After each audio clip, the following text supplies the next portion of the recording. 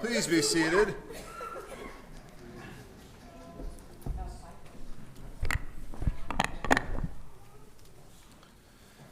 I'd like to start off this sermon with a movie quote. Let's see if you can get it. It's from a movie, but also from a TV show. Just imagine I look like Jack Nicholson and I have an axe and I'm chopping down a door. Nice, here's Johnny. One of my favorite movies of all time is Stanley Kubrick's The Shining. Now, if you watch this mind trip of a film, you will probably walk away with more questions than answers, but that's because Kubrick was a master at his craft and a nice Jewish boy to boot. I want to talk about the ending of this movie, and I'm sorry if it spoils it for you, but in my defense, this movie's now 44 years old, so I think if you really wanted to watch it, you probably would have done it by now. Anyway, in a cliffhanger ending, the film ends with a black and white picture of Jack Nicholson's character in what appears to be a photo taken at a formal ball in 1921. Now, because the movie's set in 1980, this is supposed to make you scratch your head and wonder. Kubrick was great at that. But for purposes of this sermon, you only need to know that the photo looks like it was taken at a black tie party in the 1920s. Here's a copy of the picture. You're welcome to take a closer look at it after services if you'd like. So the real question is, why am I telling you about this? Well, because it involves another story, which I will tell you now. And this story takes place in April of 2020. Oh yes, that happy and festive COVID time in our lives that we're all trying to forget about. Thank you, Rabbi, for reminding us. In June of 2020, I was the only employee working in the building of Temple Beth Shalom, Las Vegas. You see, Genevieve and I were on vacation in Jamaica in March of 2020. I said, I'm not going to check the news on vacation. And I did one day, and I had found out that the whole world had shut down because of COVID. And so frantically, we flew back to the United States, and we almost didn't get in. But when we arrived home, we had found out that the synagogue board of trustees had voted to close down the building. And it was a very scary and unknown time. And keep in mind, I had only been ordained as a rabbi like 10 months prior to this. The whole building was closed down. Most everybody there was working from home, but I was trying to launch the religious school. So I had to be in the building, and so it was just me and the janitor for most of my tenure there for a while. And every day I would walk alone through the dark hallways from my office through the synagogue to the other side of the building where the school was. And during that schlep every day, multiple times a day, I would walk through Temple Beth Shalom's Hall of Memories. This was a hallway that housed dozens of old pictures of the early days of Temple Beth Shalom and really the early Jewish days of Las Vegas. And it had lots of pictures of the old synagogue, lots of photos of old members who are now long gone. But most importantly, the Hall of Memories had lots of black and white photos of old synagogue galas. Well, one day, while I was walking through the Hall of Memories by myself, I happened to look at one of the pictures of a gala from yesteryear, and it reminded me of this photo from The Shining. And because I'm me, and because I was basically alone in the building, I thought to myself, how about a harmless prank? So I got the picture from The Shining, and I printed it out, and I found an inconspicuous spot on the wall in the Hall of Memories that was not hidden at all, but was totally easy to overlook if you weren't paying attention. And I hung up the photo. Now, I don't know who is more immature, myself or Rabbi Felipe Goodman of Temple Beth Shalom, Because I called him and I told him I wanted to do this prank as an experiment, I said, to see how long it would take someone to catch it. And he said, Jonathan, you should totally hang it up. They'll never notice. And friends, for a long time, he was right.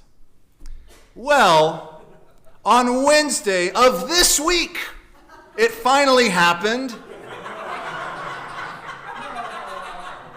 I get a text from my former secretary saying that the board of directors voted to repaint the Hall of Memories at Temple Beth Shalom, and the committee was going through all the photos on the wall, and they finally spotted the fake. I guess they realized that Jack Nicholson is not Jewish. So after 4 years, the photo was taken down. Dun, dun, dun, dun, dun, dun. But my secretary told me that she hung it in her office as a tribute to me. Oh. Now, 4 years. 4 years! I guess I thought it would take them a while for them to finally catch it. But it's really crazy that this dumb picture is now older than my youngest son. 4 years! Our Torah portion for the week, Slach, Lecha. It's all about hiding. The Torah tells us the story of spies that are sent from the Israelite tribe into the land of Canaan to check out its enemy forces and to diagnose how livable the land will be. And additionally, in our Haftorah from the book of Joshua, we get a similar spy story, this time about the spies that are sent by Joshua into the city of Jericho. Now, of these two spy stories, I think the Jericho one, which Susan read earlier, I think that one is more interesting because we're told that the first stop the spies make in this new city is the local whorehouse, specifically in the home of the famous prostitute Rachav. Now, what's fascinating about Rachav and her home is that the text tells us that her house is actually built within the city wall of Jericho. I guess that's what they did back then. They put brothels in city walls. Okay, what is more interesting than that, I think, is we're told that she is compelled by fear and out of admonition of the Jewish God to hide these Israelite spies on her roof under leaves of flax. And she tells them that essentially the whole country, including its king, is aware that these spies are in their land and that there's currently a huge manhunt to find them and have them killed off. Hence, the reason they come up with a plan that involves them hiding.